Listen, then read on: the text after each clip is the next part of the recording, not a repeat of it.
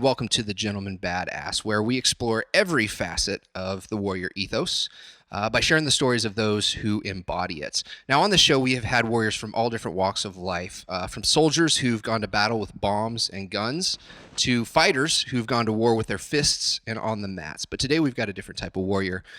Today, we've got a warrior for kids. Jason is the director of programming at the Hope Center for Kids. And in my opinion, we could use a lot more warriors like him in the world. So, Jason, thank you so much for joining us today. Hey, thank you so much. Pleasure to be here. Absolutely.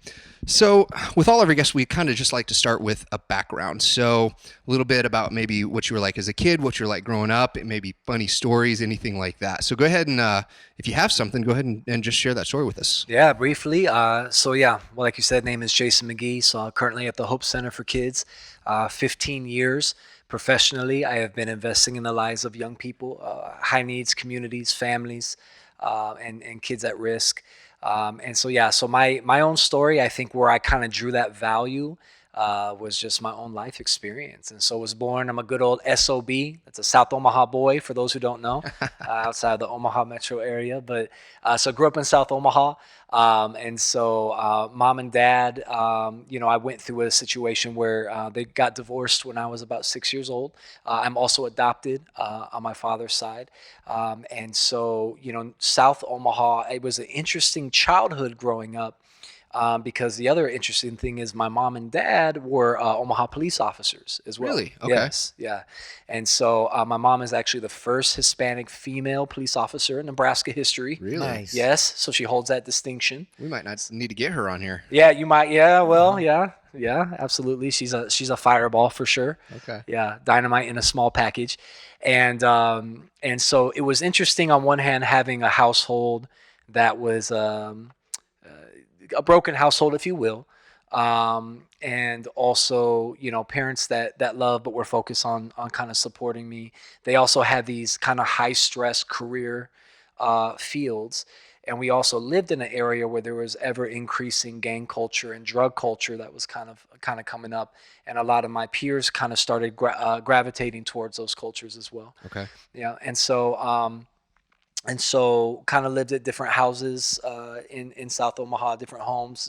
Stayed a little bit with my grandparents, with my mom, with my dad. As she got remarried, he gets remarried, and so now you have a blended family situation. And so I think that situation really instilled a value in me. Number one is that's tough for a kid. Absolutely. Just like what a kid needs a lot in a household. One of the things that help them flourish, of course, is adversity, but stability underneath the adversity is very helpful. And so I think not having a lot of stability early on was kind of my first experience into struggling with who I am, maybe struggling with the hope in my life and where my life was going to be going. It was really hard to see beyond the situation that was in front of me as a young man. And so that really kind of started my values and kind of my journey that ultimately led me to the way I invest my life today. Okay, excellent. So tell us a little bit about the Hope Center. I have a pretty good idea of what it is, but for our audience, give an idea of kind of what the Hope Center is and then what you do for it. Yeah, absolutely, man. The Hope Center is this incredible after-school program. It's a nonprofit. It's headquartered in North Omaha, Nebraska. We also have a site in Fremont, Nebraska, not too far from Omaha. Okay. And we have a pilot program right now at Holy Name Elementary in North Omaha as well. And so for 20 years, it was started by and founded by Pastor Ty Schenzel, Okay. And his wife Terry. And so they kind of recently made some national headlines. They actually passed tragically in a car accident in 2015.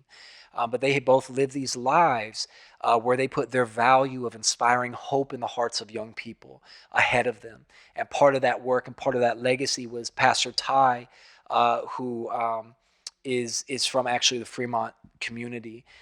He just saw a lot of the things that I saw growing up in Omaha in the 80s and 90s. When he moved with his family to the community, he saw the rise in gang culture and drug culture. He saw how it was affecting the lives of young people in our community.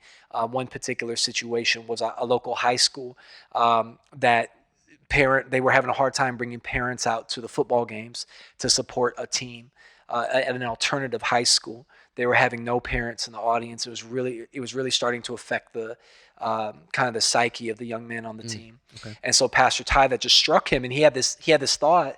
I have my kids. What do I want for my kids? I want my kids to know that their future is worth investing in. And how do they get that message? They might get it from mom. They might get it from dad. They get it from this family unit and these other structures in their peripheral that help invest this message of hope. But he realized, as he started exploring a lot of young people who are struggling with hopelessness, broken homes and communities, they might not have that same situation. And so he started as he was a youth pastor in a church. He said, hey, I want to get our youth group together. We want to go out to this high school and support this team. And that really got him connected with people, particularly in the North Omaha community at the time. Okay. And he started exploring with them, what is it that I can do? He said, I found Ty used to say, if you want to find purpose, find a problem.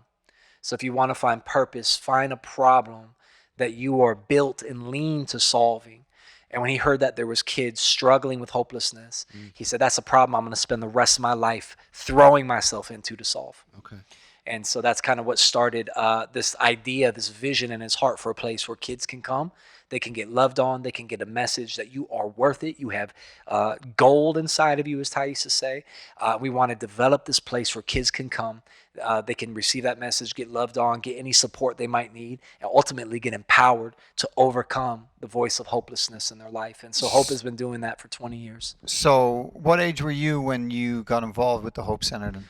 So funny that you asked that. Actually, 15 years old, I remember being at in the congregation at Old Trinity Church on 155th and West Dodge, and hearing Pastor Ty cast his vision about the Hope Center before the Hope Center was even open. And so that was something that stirred my heart, because you actually saw somebody doing something about the problem in the community. And I said, man, if this guy could do it, this lanky, goofy, guy up here on stage, funny guy, if he can do it, why couldn't I do it? And it kind of helped me. He was a man that inspired me as an example. And so I remember doing a report on Hope Center in college. Somehow I made it to college and somehow made it through college, because I did not do well in school my whole life. But I remember doing a senior thesis on the Hope Center. I met up with Ty and just was so inspired walking around. It's a 50,000 square foot facility on 20th and Burdett, seeing all the things they were doing there in regards to faith program, education, employment, and collaboration with the community. And so when I started dating my wife, I believe I was 28 years old. Her sister worked at the Hope Center. And so I got kind of reconnected that way and started volunteering there, and ultimately joined the team. So to back up just a little bit then, what age were you when your parents got divorced? So I was 6 years old. Okay, so Yeah. you're pretty young. Yeah. And then you grew up in South Omaha in a time where gangs were really starting to proliferate. Yeah. How has South Omaha changed now from you growing up there to, I know the gang problem is massive. There's a lot of territory and money at stake and stuff like that. Yeah. Is it a much more dangerous place for kids than when you were growing up? That's a great question, man. So, speaking once again from my limited, my own sphere, my own personal opinion and filter, gangs, first of all, I like to say it's a symptom, it's not the problem. The way a street gang would operate, it's a symptom of a larger issue. And it's also dynamic. It's more there's a lot of nuance and complexity when it comes to talking about a gang problem. I am honored to say that in South Omaha, I personally believe, and I believe there's evidence there, it's a lot safer Really? Okay. than when I grew up, which is incredible to say that there's a community that struggled with the problem. Still there in some neighborhoods and in some aspects still prevalent in South Omaha particularly, but you've seen a drop in the homicides. You've seen a drop over time in the shootings and maybe the violence connected to gangs. And I'm not going to speak as an expert, but I think there's several reasons for that. And a lot of it, I think, is there was kind of a community approach to really collaborate and kind of address the issue head on. And there's a lot of people out there that, in my eyes, are incredible warriors in South Omaha, like Servando Perales, who does Victory Boxing, and some other folks like that have dedicated their lives to a particular area. And they say, hey, we want to affect the kids right in this area, this neighborhood. And so I feel like there was kind of a rise. There's kind of a gathering of family culture in South Omaha. It's still very transient, not as a negative term, but it's always been an immigrant enclave. Okay. As far as, you get new arrivals. And so you kind of see a prevalence of poverty. You see a prevalence of disenfranchised people that come. And generally what happens historically is out of that can come a gang culture as well. Okay. So it's always kind of there. But you've had a lot of people that collaboratively have gotten together to say, hey, we want to go head first. We want to meet kids where they are. And we want to provide some of those things that gangs provide. We want to provide that as a resource. So maybe they won't have to go. So I even think of one of the neighborhoods I spent a lot of time in was Highland, which is off of 30th and Washington, not too far from where Victory Boxing is at. And you have the Salvation Army Croc Center that they've built over there. They've got some renewed housing projects they've built over there. I know they're building some commercial and some new housing development. So an investment in that community has really helped turn around some of those dynamics as well. Not that it completely eliminates it, but it definitely has helped. Okay.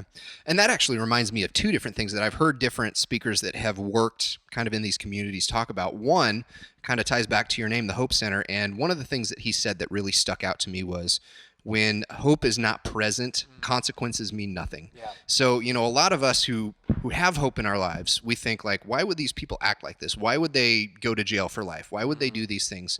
When there's hope, that doesn't matter. Right. And then the number two thing, especially kind of tying it back to this podcast specifically, is another person that I've heard that works with gangs talks about, deep inside men is the desire to be a warrior. Yeah. And, kind of maybe growing up without dads, growing up without hope, like the gang culture really makes them feel like the warrior. And, that's why I think Victory Boxing and stuff like that, it can show like, how to actually be a warrior. Yeah. And the Hope Center can instill that hope. Absolutely. Yeah. So when it comes to, you mentioned like after school programs, and what different programs does the Hope Center provide? Yeah. Well, I mean, the great thing / sometimes challenging thing is the Hope Center provides a lot of programs. Okay. And so really our main mission, how we inspire hope, what does that look like to us? It's really 4 things. It's faith, collaboration, education, and employment. So based around those 4 things, you see a lot of our programs. Okay. So first of all, in Omaha, specifically, we have a meal program. So we want to make sure that kids' basic needs are being met. So they come in, like I said, 50,000 square foot facility. It used to be the old Gene Epley Boys Club of North Omaha. Okay. So kids will come in after school every day. We have a safe environment. They get a square meal. And then we also have an outdoor field, football field, community garden, and play area. We have a roller rink inside our facility. Nice. Also 2 gymnasiums, rec area. So we want kids to get the physical exercise as well. So they can get the edge if they've been sitting in school all day, they get the edge off.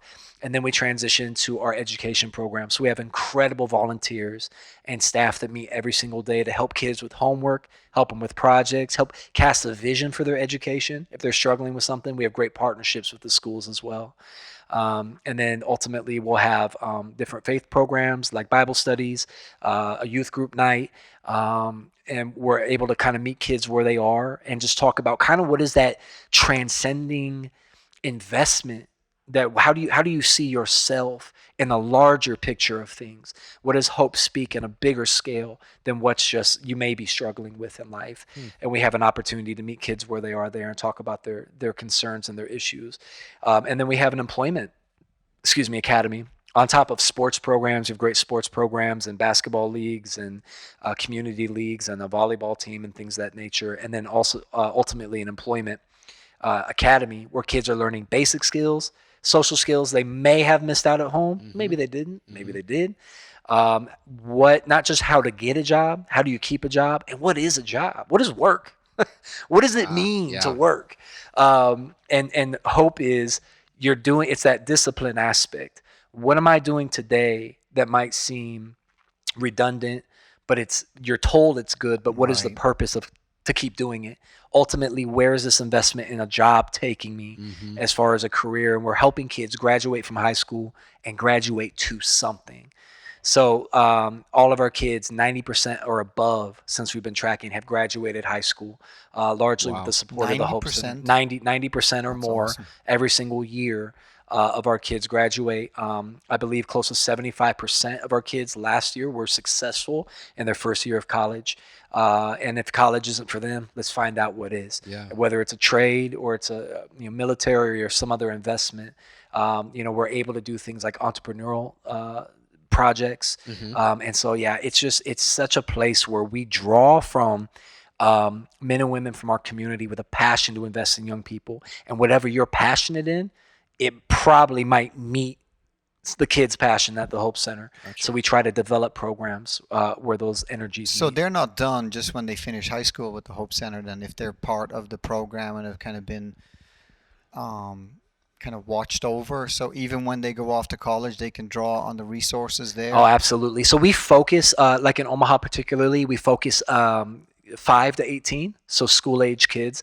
But if you graduate from Hope, we consider you an alumni, and you can come back. We have some external programs that connect our alumni to our programs. And ultimately, if you come to Hope, you'll see a lot of our coordinators, our directors, our managers, our staff were once kids. Really? And my heart would be that one of these days, our executive director, our board of directors would be filled with kids that were once knee high to a grasshopper running around the Hope Center, Yeah. who have experienced, and their life has been changed by the hope that they experienced there. And that model has been duplicated in Omaha once before with Boys Town. Oh, Mhm. absolutely. You know, Yeah, I used to we- work at Boys Town for 5 years, another great Okay. entity. And Yeah. Boys Town now is supported by Boys Town alumni. They're on Yeah. the staff. They're on the board of directors. Yeah. Absolutely. So it's been done. Absolutely. Well, and that's ultimately, I talk with our incoming executive director frequently about this. It's that model of investing to replace yourself. It's Mhm. mentoring somebody to keep that going, because not everybody is equipped with a mentor. Not everyone is equipped with a support system. So to take time out of your busyness, because our work is very busy, like any other work, yeah, and yeah. in the business of people, you're putting yourself in their mess, and you bring your mess sometimes, and it can get very messy.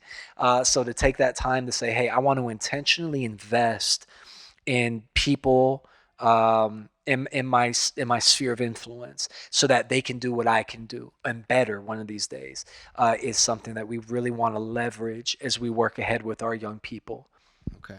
Now you mentioned a graduation rate of 90% with your students. Do you know what kind of the general average for these kids in? Like if they didn't have the program, what that average is? Or? Yeah, that's a great question. So, I mean, don't 100% quote me on this, but there was times in our community, so I'm thinking in North Omaha particularly, where, let's say, for example, African American high school graduation rate was below a national average. So there was times, especially for young men, it was maybe 40, 50% high school graduation. But we have seen incredible, so once again, that collaboration, we are seeing incredible community trends, a turnaround, really transforming. I believe, once again, people can Google and find out, but I believe we're in now the upper 70s to lower 80s for that graduation rate. And so now we're above national average. That's awesome. And that's, OPS partners, all sorts of people investing to help turn around that negative trend. But no matter what the rates were, our kids were always 90% or above, which just shows the benefit of a program like the Hope Center that gives a kid a place to consistently come, and they have a consistent structure just to give a helping hand. So if kids don't have a good support system at home, like do you have a program to go and pick them up? Are they able to just walk to your location? How does that work? That's a great question. So we have a benefit in Omaha at our main location on 20th Street, where we don't have transportation in the city, but most of the kids we serve are coming within walking distance, and the rest who come from outside of walking distance have a way to be dropped off by school bus, or they Okay. have transportation. We're on the bus line, things of that nature. Now we serve also in the Fremont community. Now that was interesting because Fremont doesn't really have an established public transportation system. Okay. So to get to the kids, that needed our services, we had to develop a transportation system there. So we do have buses running in the Fremont community that pick up kids. I believe we have north of 100 members in the Fremont community. We work fourth grade to senior high school, and we'll see on average about 70 kids or so coming every single day in that community as well. Okay. And then do the kids apply? Can they just show up? How does that work? Yeah, so we're just come apply, and so there's an orientation process, and it's $10 a year per member. Okay. Yep. And so we factor our kids. The output of what they receive is around $1,500 of services in a year, and so that's a pretty good ROI for families. No kidding, yeah. And we want to make sure that all families have access. And in Fremont, I believe it's free, but in Omaha, we're doing $10 a year. Okay. Yep. Well, and I was, kind of reading up, just doing my research on this whole thing, and I think I saw something about a recording studio. Does Hope have a recording studio? Like, what type of what do you have at the facilities? Absolutely, yeah. Interesting you bring that up. So we have had a recording studio for some time, and kind of randomly, I had at one time a hip hop career locally.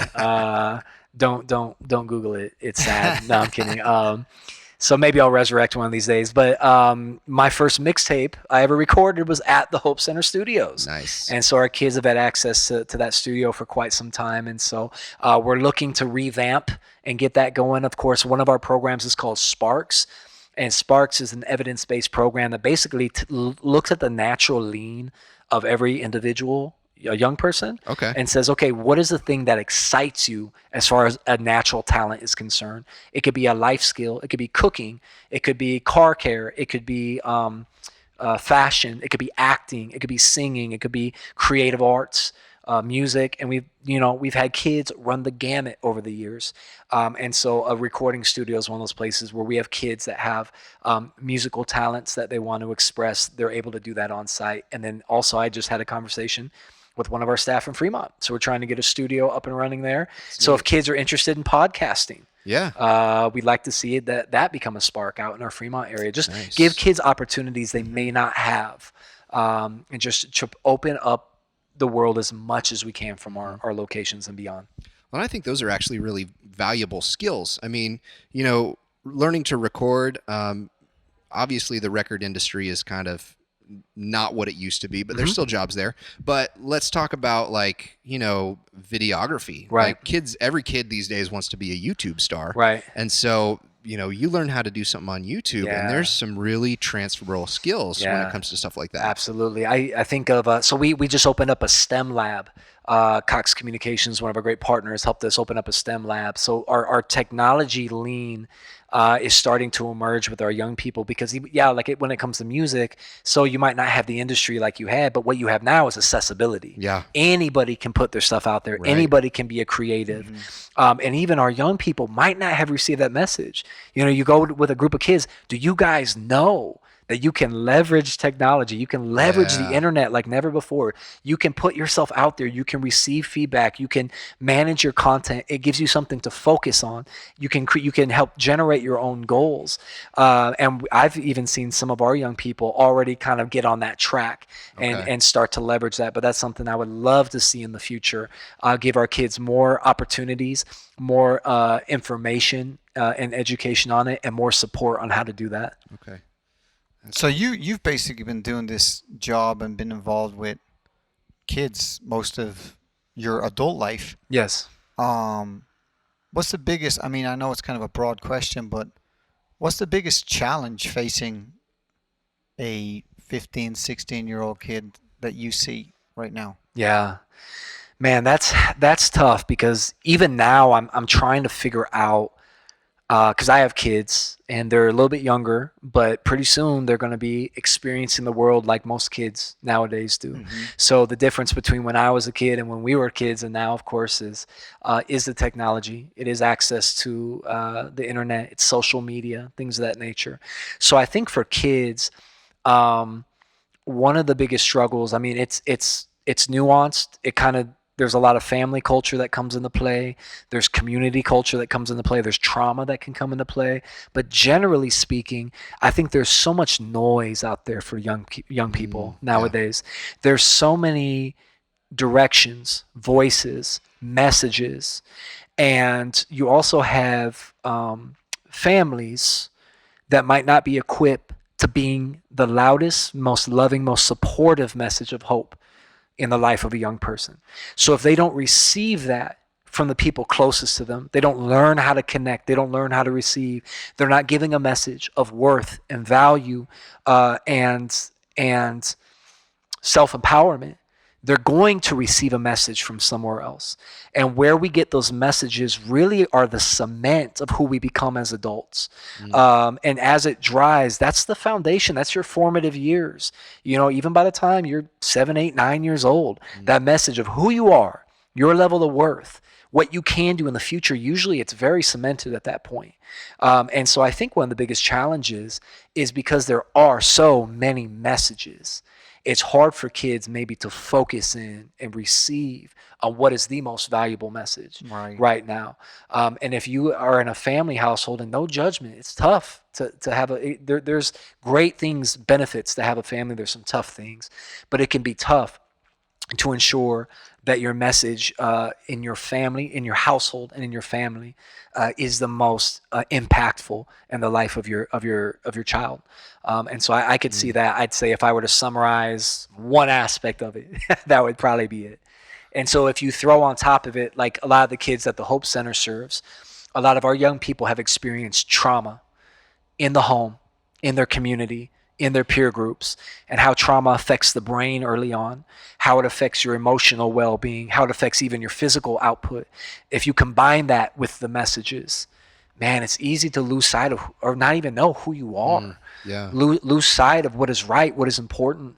And then that pain can become very foundational to your development. And you have a lot of young people that are just growing out of the soil of pain. And so, for that to be overcome, for that to have a reverse message, that's one of my values, is no matter what I do in life, with my kids or kids in my community, I want to provide that opposite soil. I want to provide that opposite message to a young person. Yeah, I was having a conversation with my client, and this is based off something that she had read, but we were talking about a lot of this trauma that you're talking about, and we talk about PTSD. We've talked about it. We've talked with a couple people who've dealt with it on this podcast. And the thing with PTSD is, if you're walking around with undiagnosed PTSD, you're exhibiting symptoms of PTSD. And if you've got kids growing up watching that, they're going to inherit those symptoms. And what you're talking about is, if you've got a kid who's kind of already cemented in at 7, 8, 9 years old from these traits, that would be difficult. Plus, another thing, like personally, I actually just deleted Facebook off my phone this week. No, two weeks ago. And, I was talking with the same client saying, I wasn't addicted to it. I was just spending too much time on it. But I'm an adult. I know that. I'm able to see, I'm spending too much time on this. I need to get rid of it. I'm glad I'm not a kid growing up now, because if I had, like you talk about, all those messages, Facebook, Instagram, all these things, and those are getting cemented into your psyche at a young age. Is that a problem that you see? What, I guess, maybe transitioning, what are some of the problems that you do see that these problems kind of manifest? Man, here's and this is, once again, this is my personal opinion. Sure. Is no matter what the problem is, I think the issue is if it comes into your peripheral, a kid needs to be taught, how do you deal with that problem? So if the problem is, how do I interact with social media? How do I respond to negativity on social media? No matter what it is, someone needs to help a child learn. This is what you do to empower yourself, to be prepared for the positive, the negative, and the neutral of every situation, whether it's peers or bullying or whatever's coming down the pipe.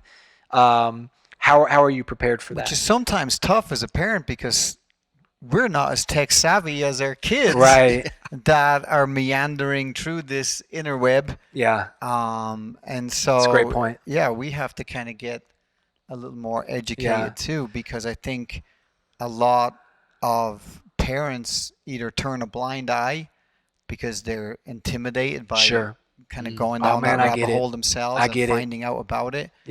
I get it. I also think too, sometimes it's fundamentals Sometimes it's fundamentals. It's just, are my kids equipped with the skills to know what to do with something, even if I don't understand all the specifics of it?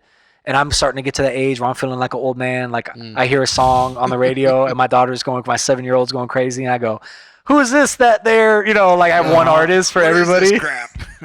And it's like, oh man, just the amount of information it could be overwhelming as a parent to think I gotta be zoned in on all this information. It's like, really, if you help establish and instill fundamentals and foundations of kindness, of safety, of how to respond to fill in the blank with kids, a lot of times they can help bring you into it and you guys can figure it out together. You don't have to know all the details. Also, the other thing is, I'm glad that you brought that up. Another thing I've been talking with my wife a lot about is, look, man, we parent the way we were parented for the most part. Like how we learn to parent, how we learn to help kids is we have these preconceived notions. Sure. It's just natural, right? And so we also have a benefit with technology, with the internet, and with the information that's out there. It's a free market of information. You really can invest if you wanted to. Boys Town, has great opportunities online where, as a parent, how do I get ahead of these potential problems? How can I focus on the positive of my young person and really instill that? Man, you could just hit Google and have, our parents didn't have that, man. My grandparents didn't have, their parents didn't have. Can you imagine? Yeah. We have that. Yeah. We can just get on and find resources. And just a little bit of self-education might go a long way with helping how to get ahead of those problems. And conversely, with our young people, I don't want to send a message to my kids, hey man, be scared of this or shy away from this. Sure. It's like, hey, you're going to encounter problems when it comes to this potentially. So here's how you can equip yourself to overcome those problems. I feel like one issue though is, for whatever reason, we have a whole generation that might not have those voices in their life. They might not have that guidance or positive peers or someone that can help them navigate those tough things. Think about all this stuff, especially in adolescence, what we go through. I mean, my goodness, man, you're already going through, your brain's going crazy. You got your emotion and your prefrontal cortex having the civil war. You got hormonal changes. The most powerful influencer on your life is not your parents at that point. It's actually your peers for the most part. And then you have now the voice of how that plays out online for all the world to see, on top of whatever else you have going on, peer pressure or, lack of structure or a temptation towards just being impulsive and all the things that come along with that. Man, that is a recipe. It's challenging. It's tough to be a kid, man. Can't imagine. It's tough. Well, we've lived it. Yeah, I read a book, and I think I got it for you guys on my staff a couple of years ago, Generation IY. And I heard about it through Dr. Tom Osborne. Okay. At one of the teammates events, and he had read this book because he also comes from a generation that doesn't really understand this technology. And why kids get so sucked into it, and how it has become such an integral part of their daily life, and how you have to compete with that. And as a football coach, he was talking about that. His quote was, "The days of helmet grabbing are over." Like, you can't yell at a kid the way our parents may have, and then we would go, "Oh man, I really pissed him off that time. I better not do that again." Yeah. And that was sometimes enough. Yeah. This generation, this Y generation, the I in front of it, because everybody has an iPhone, an iPad, they're so connected to each other, that it's almost like they have this reset button. Like, if things don't go good, it doesn't matter. I'll just reset. And so sometimes the consequence of this high-tech world is not as severe. They just feel like, what's Gone with the Wind? Scarlett goes, "Oh, tomorrow's another day." They can kind of just go, "Oh well, I completely let down my parents. Oh well, whatever.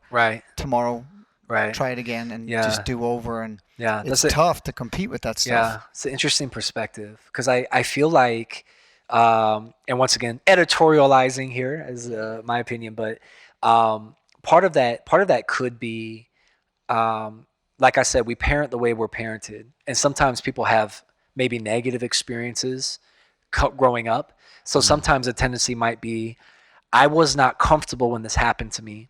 So I want to generate a level of comfortability for my child. Yeah. I don't want Yeah. my child to experience this level. Sure. So sometimes our tendency is, instead of to find a balance, we like to go the extremes.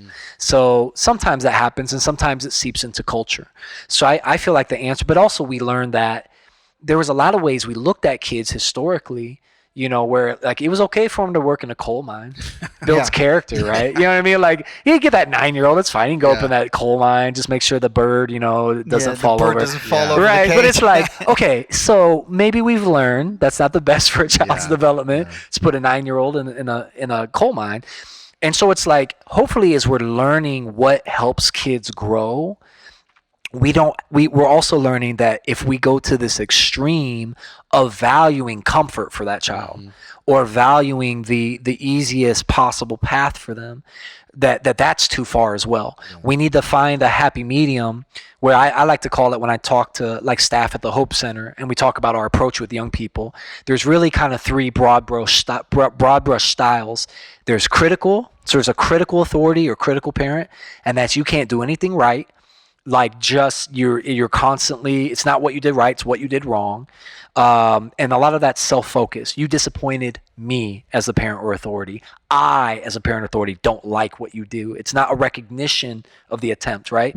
But then the other side is permissive. They call permissive, where it's kind of a, no reason to hyper focus on consequences.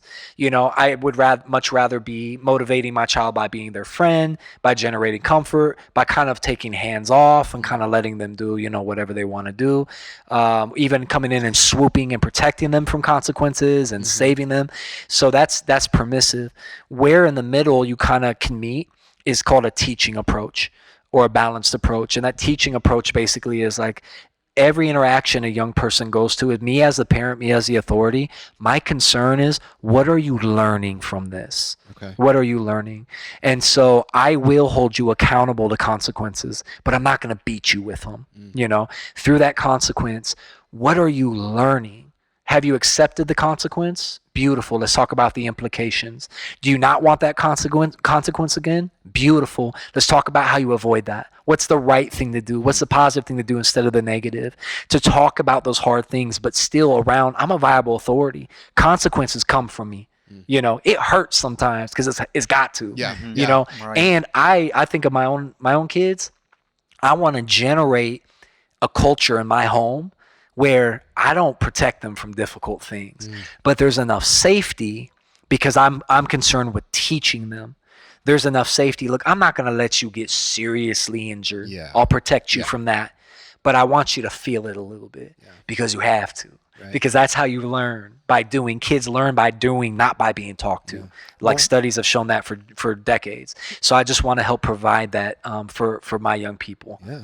That's my So thoughts. one of the reasons that Josh and I kind of developed this podcast is we are seeing this kind of proliferation of demasculinity.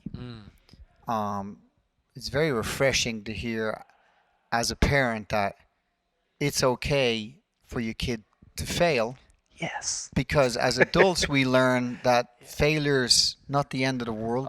We fail multiple times. Yeah. And you dust yourself off, you learn the lesson. Yeah. How do we get that message to more and more parents it's okay to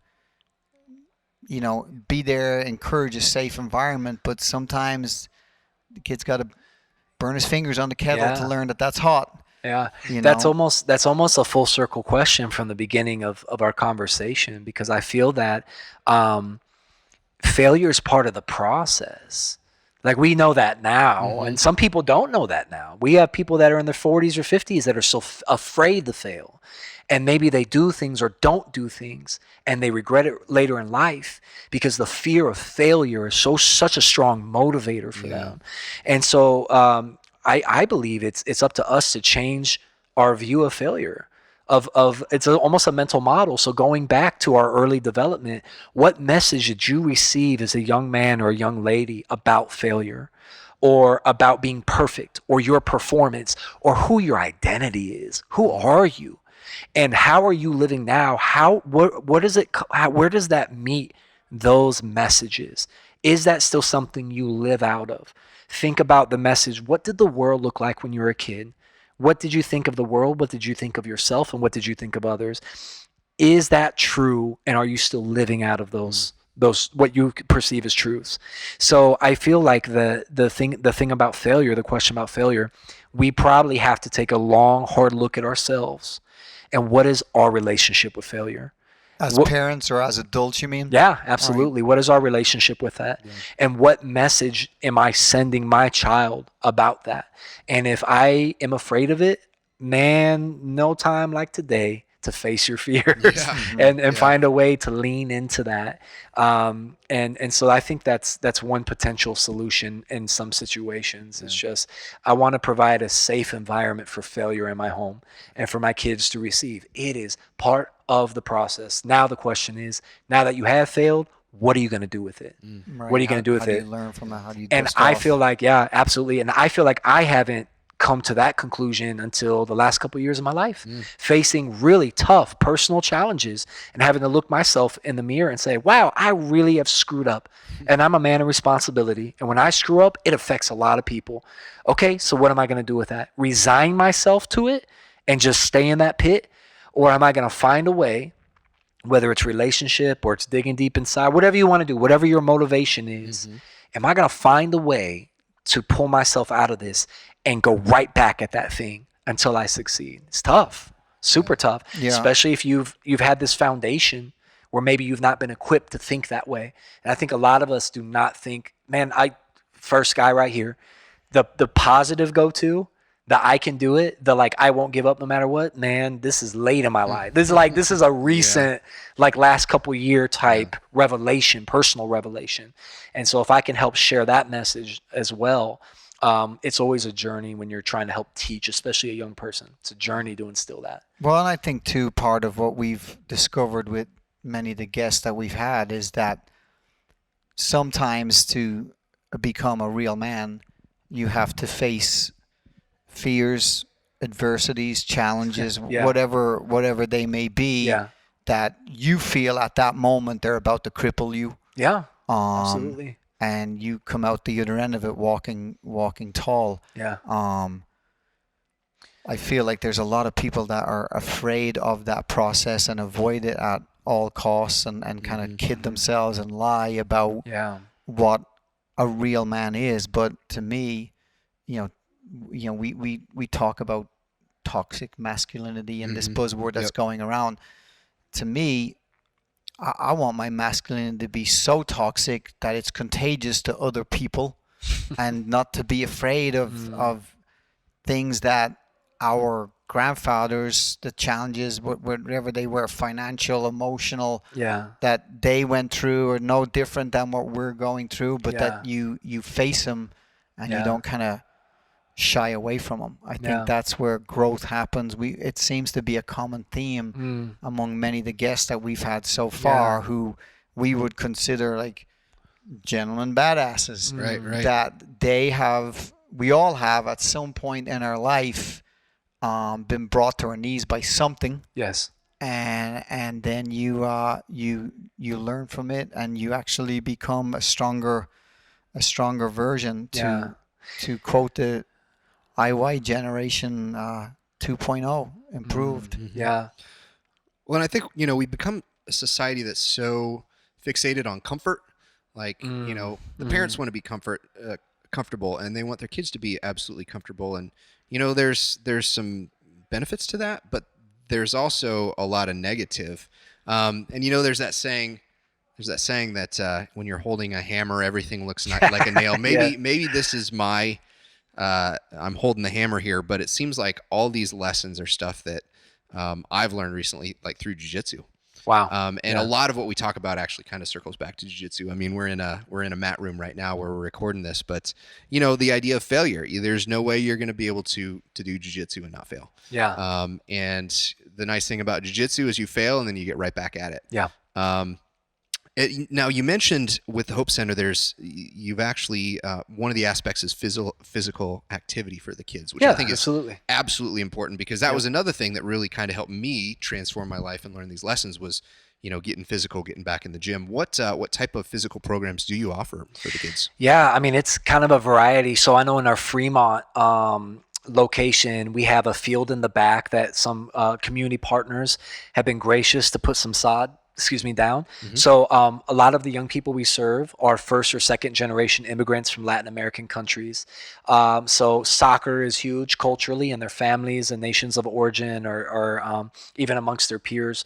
So we have a soccer field. We connect them to local leagues as well. And then we also have people on staff that played college ball and things of that nature. So there's also a rec area where they can play. They have dodgeball tournaments, which is liability central. You pray sometimes, like, don't aim for the face right now. Like, but if it happens, right? Yeah, We'll get yeah. past it.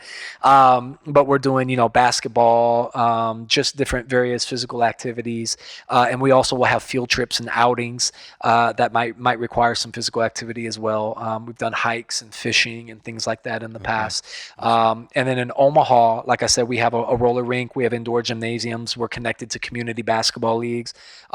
We just have in-house basketball leagues, flag football leagues every year, community gardens. So we're out in the back doing gardening, especially for our little kids. There's a play area. So, and then we also have coaches in the community that will come out and say, hey, can I bring a soccer camp? Can I bring a, what's the, were you, oh man. Cross. Thank you. Just when you did that, You got it, I knew yeah. exactly I was what you were thinking talking about. javelin. What's that thing where you just do the thing with the that thing and the thing, stick? lacrosse. Yes, lacrosse. So recently someone says, hey, can we come do a lacrosse clinic? Can we come, so we're connected also to our local colleges. So can we come do a basketball clinic, baseball clinic, things of that nature? Once again, wanting to just open our kids' experience to different sports, physical activities. We also have a renewed and revised weight room in Omaha as well, Nice. particularly for the staff to use. So I am blessed to have had that There in you my go. life, and some staff got together, and I'm a few pounds lighter than I was last Yeah, year due to that very weight room. nice. So shout out to our partners that made that happen, and supporters where young people are able to go in and do have access to the weight room for weightlifting programs as well. A lot of it is volunteer driven. So if this is right up your alley, you want to volunteer for something like this, come, reach out to Hope Center, hopecenter.com. You find us on social media and find a way to connect. But a lot of it is volunteer driven. We'll even do healthy living sparks and healthy eating sparks and things of that nature.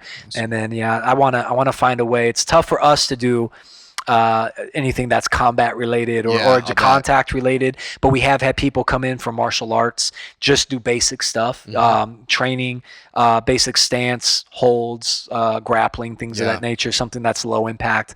We've had that as well. Our kids have just loved it and gravitated towards that as well. So yeah, obviously a jiu-jitsu fanatic here, but I think that would be great for kids. It kind of helps them with bullies. It helps them with confidence. It helps with so many things, but obviously, liability can be a problem. Yeah, but if we can connect kids to a resource that their parents or caregivers are like, we trust these guys, we want to connect, and we've had that happen as well. We've had local boxing gyms, our members have gone and through partnerships have connected, etc. So we're always open to looking for great supporting resources for our young people. Collaboration is one of our tenets. It takes all of us together to send that message. Yeah. So are you guys completely funded by private donation? Yes, great question. 99.9, I'd say, % privately funded. So it is up to community foundations, churches, businesses, individuals to kind of help. We have an impact of about 3,000 youth families and kids that we impact through our 3 sites and 2 communities that we serve right now. So that's kind of what we're looking at for support. So if you don't mind me asking, what is the number that you guys need every year in order to be able to provide services at both facilities and the outreach and everything else? Yeah. So what is the magic number that costs? Magic number, $2.6 million is our budget right now.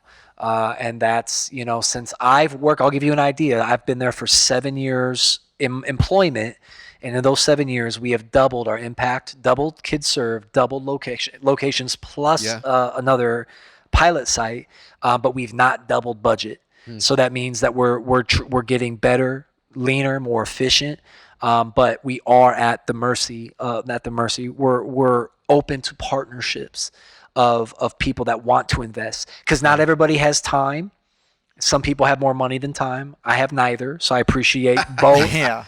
And so there are people out there say, hey, I got more money than I have time, and I want to help you guys out, get connected to partnerships and other funding sources. And so, yeah, we love those types of partners as well. Okay, awesome. Well, and we've actually kind of caught you in a unique week. Yes. Because you've been at the Hope Center for 7 years, but actually this week is your last week. And It you're is. moving on to one of our other favorite subjects, just like self-employment and entrepreneurship. Absolutely, man. So tell us a little bit about what you're moving on to. Yeah, so I'll start there. I'm moving on. I have a business that my wife and I launched in 2017. Okay. It is called Scoop Doggy Dog Waste Removal. Okay. All right. And so, yeah, that's exactly what it sounds like. Okay. We're going to remove the waste of canines in the Omaha metro area and beyond. Big business. You know what? Yeah, it was one of those things. I recently heard an entrepreneur say, he said, if you can find a business that no one else wants to do, you have limited competition, and then you can pretty much have, your say in how you do that business, and it can be lucrative for you.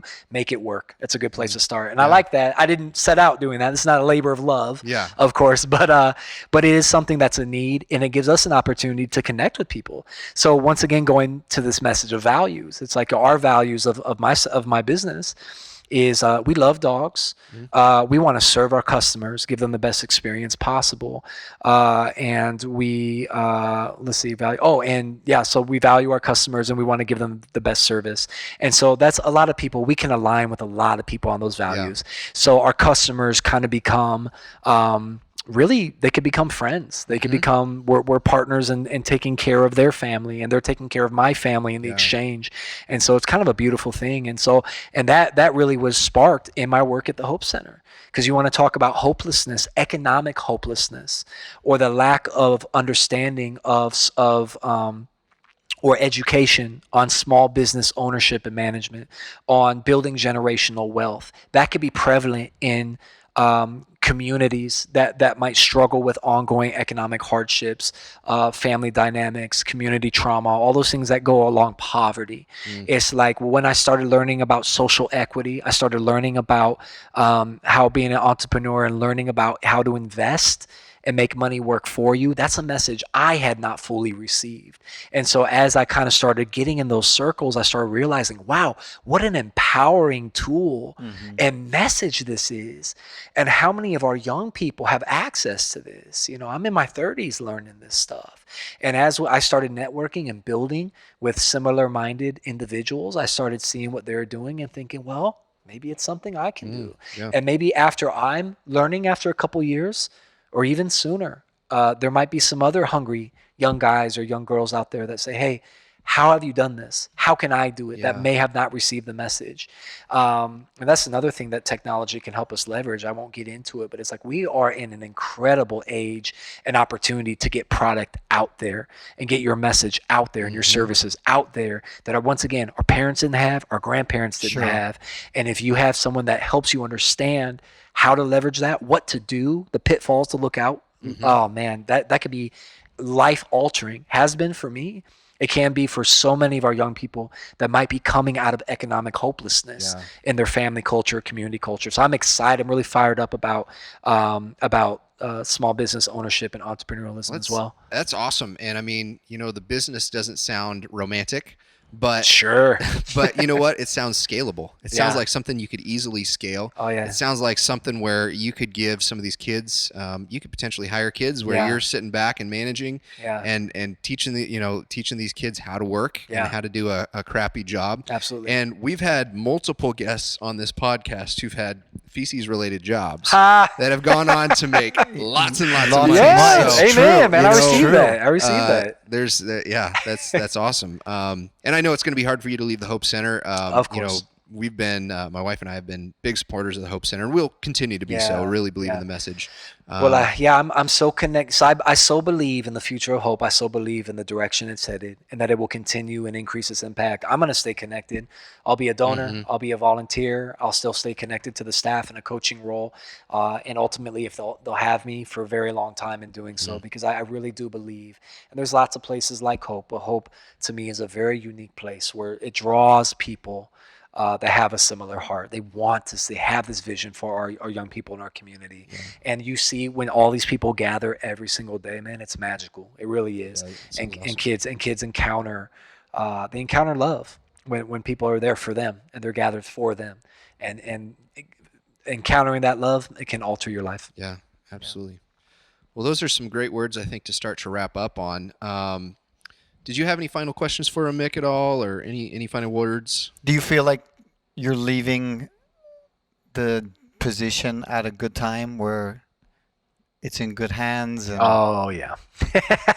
You know what, man? That's a 'cause great that has question. to be tough when Yeah. you're so emotionally invested Yeah. with these Yeah. young lives, and to put them into someone else's hands. I know it's a tough decision to look out financially for your own family Yes.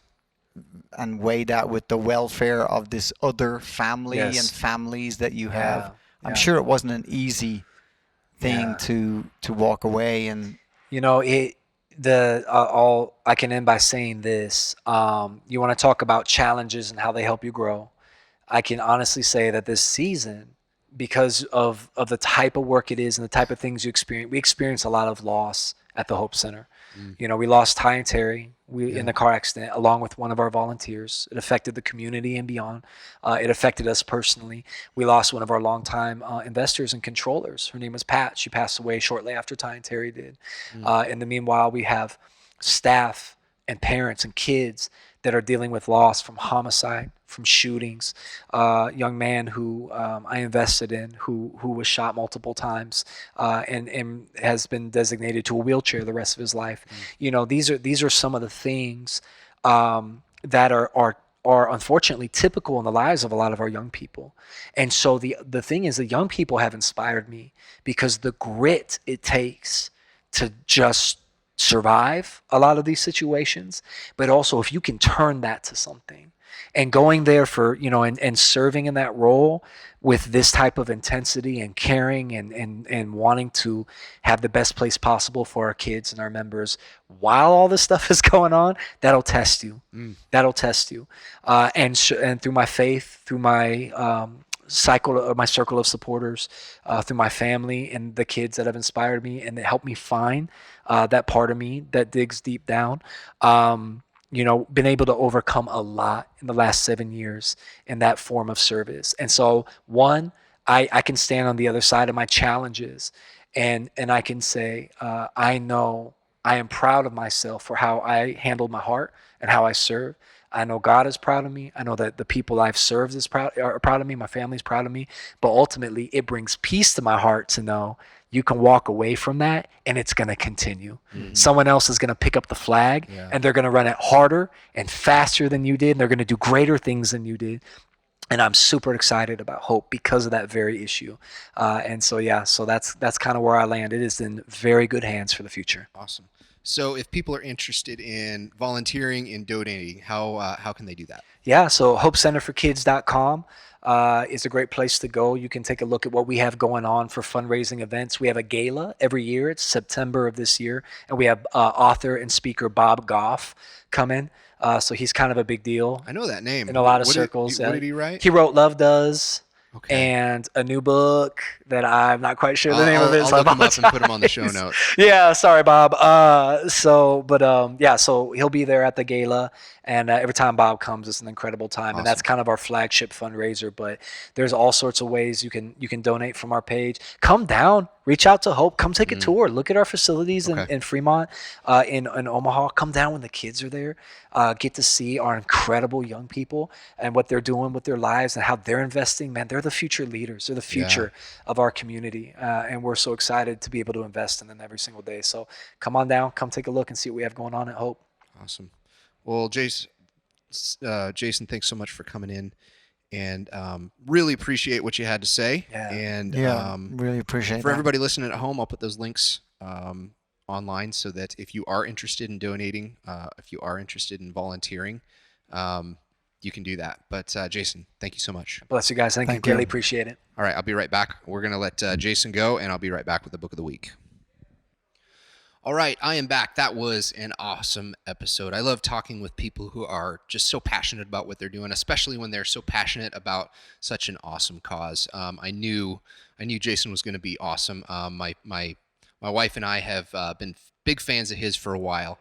I'm not sure if you can tell, but I'm wearing my Hope Center hat, and it is messed up. If you're watching online, obviously, if you're listening, you can't see my Hope Center hat, but I've worn this hat at many shows. It has gotten sweated on and rained on, and it is not the pristine white that it used to be, but I love being able to support that group and that foundation. Jason wanted me to mention, he forgot to mention in the episode, that the Hope Center actually offers mentoring.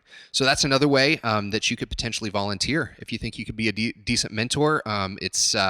They're actually in conjunction with Teammates, which is Tom Osborne.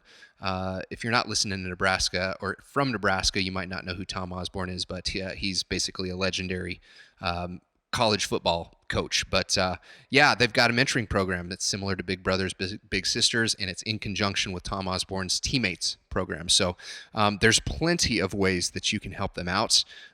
They're an efficient company, not a company, I guess. They're an efficient organization.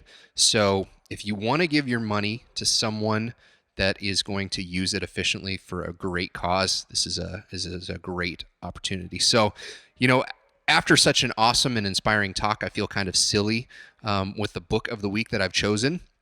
But we're going to go ahead and do it anyway. So I don't have a copy of it. Actually, it's an online book only. It's a book called Arm, Size, and Strength, The Ultimate Guide by Charles Poliquin. Now, Charles Poliquin is one of my favorite strength coaches. Unfortunately, he passed away last year, had a heart attack. He died fairly young, but he is a strength coach, and he has more Olympic gold medalists, athletes, than any other strength coach in the world. I think one of his last students of strength was Helen Rulis, and that was right before she became the first American woman to win wrestling gold medal at the Olympics. So the book, Arm, Size, and Strength, The Ultimate Guide. Basically, it's a 6-month program. This book, it's a Kindle only. I think I know you can get it on Amazon. You might be able to get it at Poliquin's website, which is strengthsensei.com. But this book is a 6-month program. It's a once-a-week arm workout that changes every month. So it's six workouts or 6 programs. You're going to do one once a week for a month, and you're going to switch to part 2, then to part 3, then to part 4.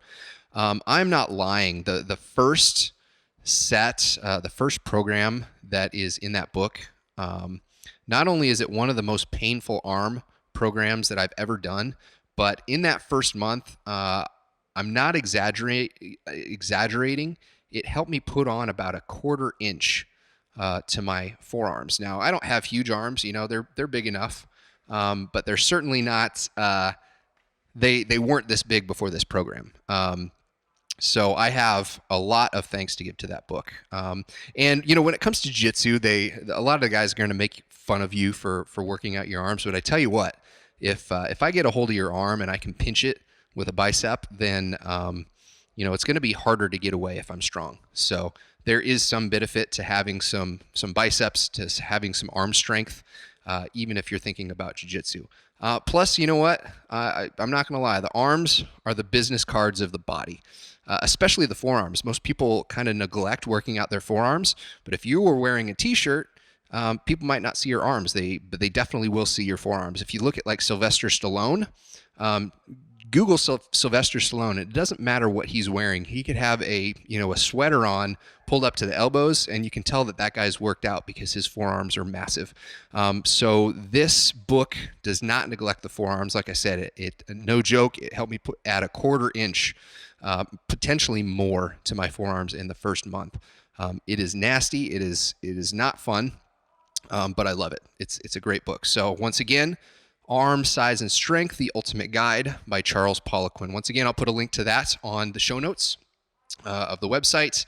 We've got a lot on the website to check out. So, gentlemanbadass.com, thegentlemanbadass.com. And we have got merch up there for sale. And so we've got hats, we've got our mindset journal, we've got stickers. And what else? Oh, if you're watching on YouTube, appreciate it. Go ahead and subscribe and hit that like button. If you are listening, we appreciate you as well. Go ahead and subscribe to us. All of that helps us spread the message. If you like what we're talking about on here, tell us about, or tell your friends about us. We really want to get this message out there. We want to get as many listeners as possible, and we can only do that with your help. So thank you very much for listening, and we will see you next time.